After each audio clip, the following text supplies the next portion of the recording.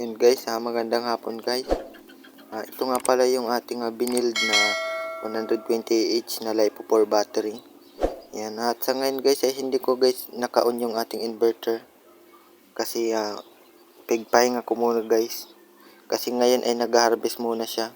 Para mamayang gabi mayroon na kaming na-imbak sa aming battery. Sa ngayon guys, nag-harvest pa nga pala guys ng almost 34 watts kasi medyo makulimlim na guys. Magagabi na kasi guys, hapon na.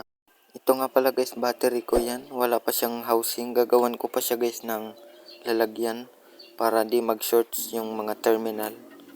At sa ngayon guys, inaantay ko lang guys yung in-order kong Samdon inverter na ipapalit natin dyan sa ating TBE para mas maganda na siya guys.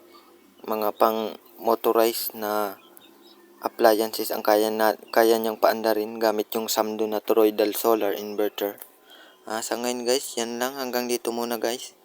Update ko na lang kayo guys kapag na dumating na yung aking toroidal solar inverter.